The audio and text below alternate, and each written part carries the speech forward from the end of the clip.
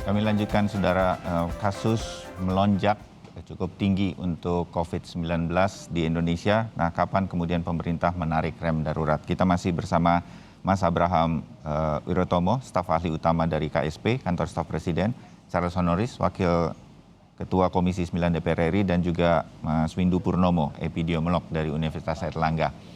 Mas Abraham, kalau boleh begitu menyampaikan apa yang menjadi obrolan saya nih secara pribadi bersama teman-teman di WA Group begitu ya, atau kita kalau bicara soal COVID-19 dan lain-lain begitu, ini kok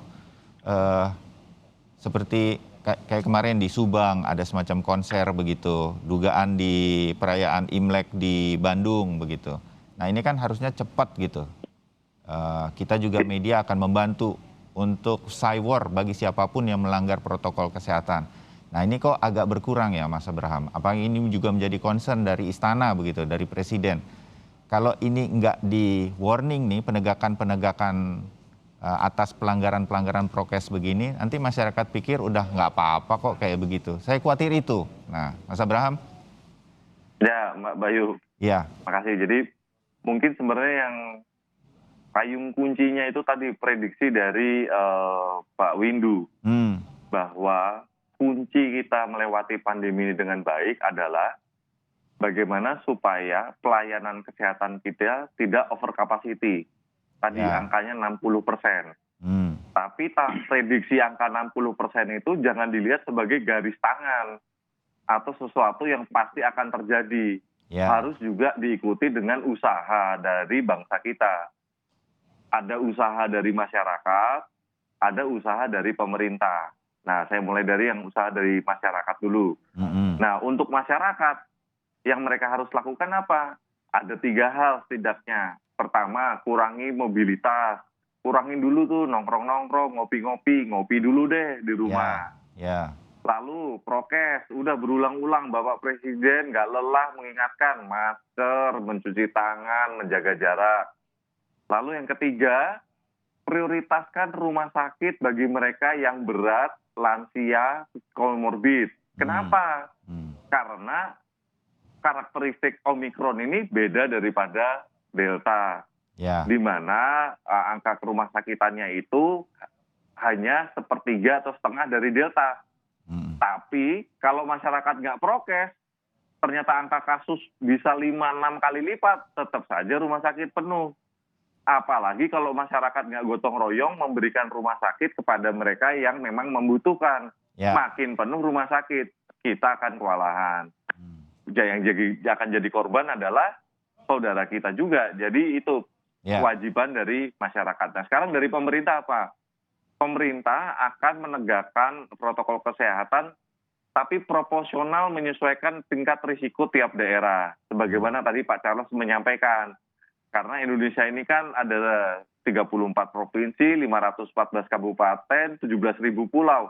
Tentu kita tidak menerapkan satu kebijakan untuk seluruh wilayah. Ya. Nah, karena kita ada bupati, ada gubernur. Nah, kalau yang kejadian tadi yang spesifik Bayu sampaikan, kita lihat udah ada tuh teguran dan ancaman sanksi ketika bila terbukti pelanggaran akan ada sanksi dari kepala daerah masing-masing. Jadi udah berjalan itu prosesnya. Oke. Mungkin beritanya nggak seramai kalau pemerintah pusat yang menyampaikan sanksinya. Tapi ada. Lalu kewajiban pemerintah selanjutnya yang lainnya apa? Menyiapkan kapasitas pelayanan kesehatan. Jadi Pak Charles sudah mengingatkan berulang-ulang mengenai isoter. Jadi isoter kita yang disiapkan itu 75.636 tempat tidur untuk isoter. Insya Allah cukup. Sekali lagi tergantung prokesnya masyarakat juga, tapi insya Allah isoter itu cukup. Lalu kapasitas rumah sakit sama. Sekarang ini kapasitas kita 82.168. Nah, kalau dipaksa betul sampai kayak dengan tenda darurat dan lain-lain itu bisa sampai 150 ribuan. Tapi tentu kita nggak mau masuk ke situasi sampai perlu tenda darurat kan. Nah, untuk itu kita berharap masyarakat jangan lengah. Bor 60% ini jangan dianggap sebagai garis tangan. tapi suatu ikhtiar yang kita secara bersama-sama harus mencapai itu. Pemerintah terus mengedukasi masyarakat terkait dengan protokol kesehatan, lalu memberi teguran dan sanksi bila Ya, memang ada pelanggaran, tapi dari masyarakat mohon patuh. ya, Karena kita nggak bisa melewati pandemi ini hanya dari pemerintah, ya. harus masyarakat. Nah, Oke. apalagi prediksi dari para pakar ini, varian Omikron ini lebih cepat nih Bung Bayu. Ya, ya. Jadi ujiannya, harapannya tidak selama Delta.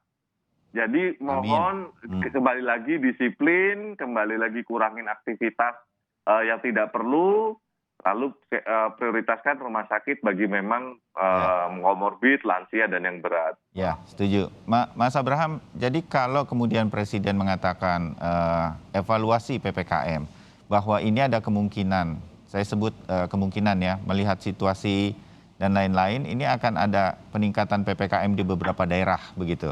Itukah yang akan terjadi sehingga kita juga siap? Saya mau pemirsa Sapa Indonesia yang mendengarkan obrolan kita juga mengerti kalau kemudian PPKM di daerahnya melihat situasi itu kemudian harus dinaikkan, diketatkan lagi. Sekarang kan masih bisnis as usual nih, mal masih buka, bioskop masih buka, sekolah baru saja kemarin diumumkan.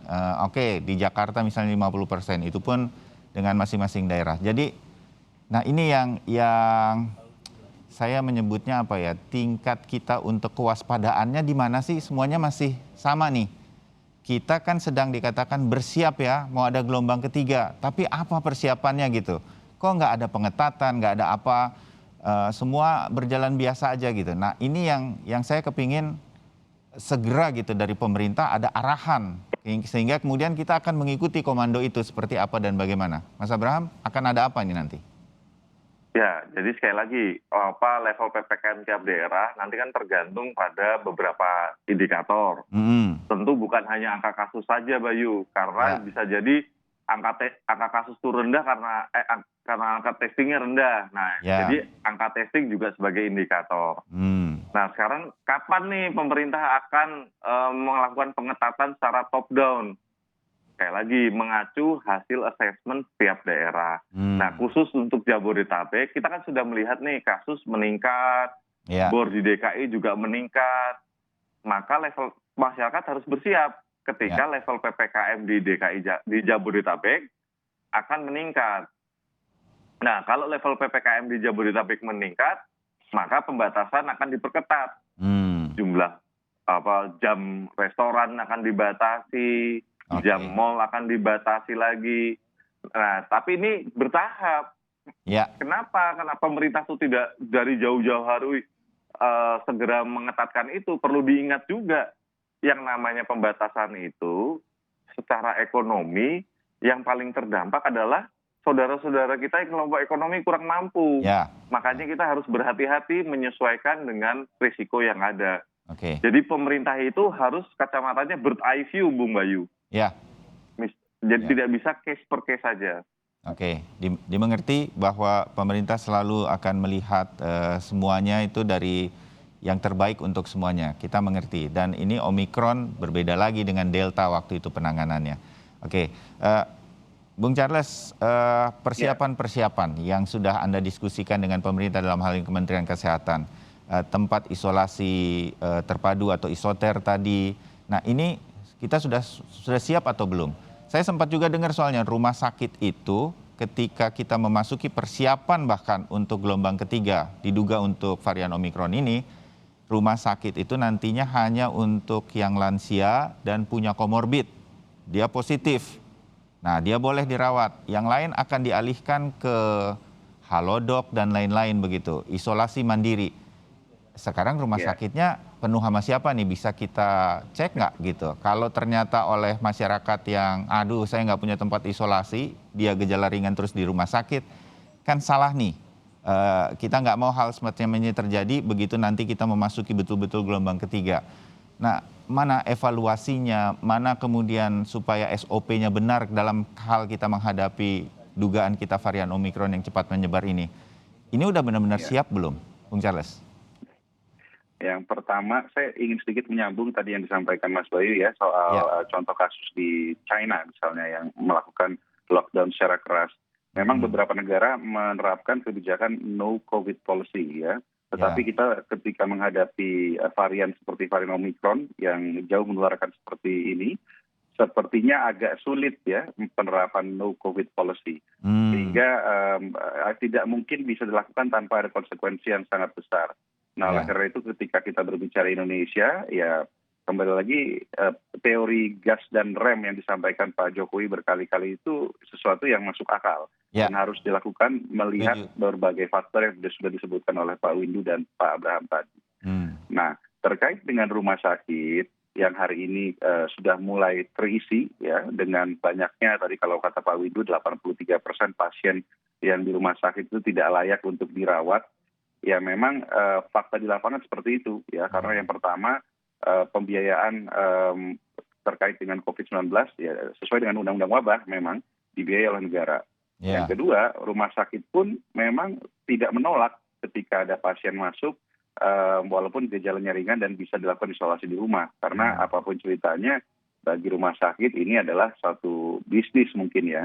Nah, oleh karena itu tentunya kami berharap pemerintah lebih ketat ya dalam melakukan pengawasan atau memberikan ketentuan terhadap rumah sakit yang sedang beroperasi sehingga pasien-pasien yang tidak bergejala atau bergejala ringan itu bisa melakukan isolasi di rumah masing-masing ya. Dan juga yang saya sampaikan tadi, fasilitas-fasilitas isolasi terpadu harus disiapkan. Kalau perlu diikut sertakan lembaga swasta juga menurut saya nggak ada masalah. Karena saat ini udah digerakkan belum, Bung Charles, menurut tadi kan pemerintah? Pak Abraham sampaikan ada 70 sekian ribu tempat tidur ya di Indonesia yang disiapkan untuk isoter. Tetapi untuk di Jakarta sendiri kami belum melihat itu operasional gitu, sehingga masih banyak pasien yang datang ke rumah sakit untuk minta dirawat dan melakukan isolasi. Kalaupun ada, ya tadi saya sampaikan sempat, kalau perlu ya kita libatkan lembaga swasta juga nggak apa-apa. Misalkan ada orang yang mampu ingin melakukan isolasi di fasilitas tertentu yang memiliki tenaga kesehatan yang mengawasi 24 jam ya, saya rasa lembaga swasta boleh saja dilibatkan. Agar apa? Agar rumah sakit tidak penuh gitu. Yang ini kan yang harus kita jaga bersama. Agar angka keterisian rumah sakit, angka rawat inap tidak penuh. Sekali lagi menghadapi Omicron yang karakteristiknya jauh berbeda dengan Delta ini perlu strategi yang berbeda. Tidak mungkin kita bisa 100% menghentikan penularan. Tadi sudah disampaikan oleh Pak Windu. Vaksinasi pun tujuan utamanya bukan untuk menghentikan penularan, tetapi mencegah sakit berat dan kematian. Di sisi lain ya, dengan segala macam kebijakan yang sedang diterapkan, vaksinasi tetap harus kita genjot secepat mungkin, sebanyak mungkin, untuk memberikan perlindungan yang optimal kepada rakyat sebesar mungkin. Ya, dimengerti. Itu semua langkah-langkah yang terus akan terjadi dalam bayangan saya sambil terus diawasi Komisi 9 tentunya. Mas Windu, kalau begitu, kalau sekarang kita tetap ya dalam situasi apapun kita tidak boleh panik. Kita pernah mengalami Delta yang lebih parah. Dari pengalaman negara-negara lain, Omicron kalau ya ini masuk sebagai gelombang ketiga di Indonesia, juga mampu negara-negara tersebut menangani dengan baik. Termasuk fatalitas atau tingkat meninggal dunianya pun tidak terlalu besar, walaupun satu nyawa pun kita berharap kalau bisa tidak jatuh begitu kan. Kita perang nih kan ceritanya melawan COVID. Nah, kapan menurut Anda pemerintah harus berani mengambil dengan semua pertimbangan ya, nggak ada lagi nih pertimbangan ekonomi, saudara-saudara kita menengah ke bawah, ketika kapan kita terus pantau sepanjang bulan Februari ini, gelombang ketiga ini, ya ini dimulai. Ini harus tarik rem darurat. Itu apa kemudian yang menjadi ukuran-ukurannya menurut Anda Mas Windu untuk kemudian pemerintah mengambil top down? Oke, ini saya tarik rem darurat. Kira-kira Mas Windu? Ya, jadi tetap ya. Tadi saya sudah mengatakan bahwa ya kita di dalam di dalam kebijakan itu tentu harus memperhatikan apa yang tepat ya, yang tepat, data apa yang tepat digunakan untuk pengambilan keputusan. Sekali lagi bahwa peningkatan kasus itu tentu mempunyai untuk konteks Omikron itu mempunyai bobot yang lebih rendah sebetulnya, ya dibandingkan dengan proporsi mereka yang dirawat di rumah sakit maupun fatalitas atau mortalitas. Jadi itu. Jadi pembobotan. Jadi nanti di dalam asesmen situasi ya seharusnya nanti harus ada pembobotan yang berbeda dibandingkan yang sebelumnya. Ya, di mana bobot untuk rawat inap ya dan mortalitas harus lebih besar daripada pembobotan untuk peningkatan kasus positif. Nah, itu yang dipakai. Sehingga nanti ketika kasus rawat inap ini sudah tadi seperti yang saya katakan ya sudah mencapai batas ya yang katakanlah sudah melewati batas aman ya masuk ke batas bahaya yaitu bor misalnya 60% ya. Tapi betul-betul bor ini harus bersih dari kasus-kasus yang tadi yang ringan dan tanpa gejala yang masuk dalam perhitungan karena kalau tidak surveillance kita juga menjadi keliru gitu ya. Surveillance kita, analisis kita menjadi keliru, pengambilan putusannya juga keliru. Kita makanya karena itu sama tadi Bung Charles ke Kementerian Kesehatan biar datanya valid nanti. Betul ya. Jadi makanya tadi seperti yang sampaikan Pak Charles tadi, maka rumah sakit seharusnya ya itu betul-betul harus mematuhi kan Menteri Kesehatan kan sudah mengeluarkan surat edaran yang terakhir ya. Yang saya baca bahwa semua kasus yang ringan dan tanpa gejala ya itu harus dikeluarkan dari rumah sakit ya. Jadi artinya tidak boleh menggunakan rumah sakit tetapi diisoter atau isoman ya dengan telemedicine itu gitu. Nah, jadi itu. Nah, tapi tetap begini ya. Kita yang harus kita lindungi adalah orang-orang yang berisiko tinggi. Siapa itu? Lansia, kemudian mereka yang punya komorbid, kemudian yang obes ya, dan kemudian anak-anak yang vaksinasinya memang belum tuntas. Nah, ini yang harus dilindungi. Dalam arti apa? Tuntaskan terutama vaksin booster ya untuk golongan yang ini. Karena supaya mereka di Indonesia sendiri maupun di banyak negara mereka yang mengalami gejala yang parah gitu dan yang fatal itu adalah golongan ini, bukan mereka yang relatif muda gitu. Jadi sehingga mereka ini betul-betul harus dilindungi dengan vaksinasi. Sekali lagi vaksinasi harus terus digencarkan ya terutama pada golongan ini dan mereka dilindungi. Kalau bisa di masa seperti ini tidak usah melakukan mobilitas ya, tidak perlu melakukan aktivitas di area publik. Ini yang betul-betul dilindungi gitu. Jadi jangan biarkan ya di dalam keluarga itu membiarkan orang-orang yang berisiko tinggi itu untuk bepergian tadi. Nah, saya kira itu yang penting, Mas. Ya. Baik, Mas Windu, terima kasih. Itu saran-sarannya. Kalau kita punya orang tua, lansia, punya anak-anak, yang nggak usah ke mall dulu dalam hitungan beberapa waktu ke depan. Ini mungkin menjadi salah satu langkah selain memperketat protokol kesehatan. Dari diskusi ini kita tetap jangan panik. Dari diskusi pagi ini saya meyakini dari Mas Abraham dan terutama Bung Charles juga dan juga Mas Windu bahwa kita masih mampu mengendalikan ini semua dan pemerintah tidak akan ragu-ragu jika memang nanti harus mengambil tindakan yang tegas dalam rangka untuk menjaga kita semua dari paparan COVID-19. Kita ketemu lagi untuk diskusi yang lain sambil terus memantau perkembangan dari penyebaran COVID yang kita duga sekarang ini Omikron yang akan masuk sebagai gelombang ketiga di Indonesia. Mas Abraham, Bung Charles, Mas Windu, terima kasih diskusinya. Salam sehat. Sehat selalu, selamat pagi semuanya. Nah, itu tadi perbincangan kami dan usai jeda kami masih akan kembali untuk Anda.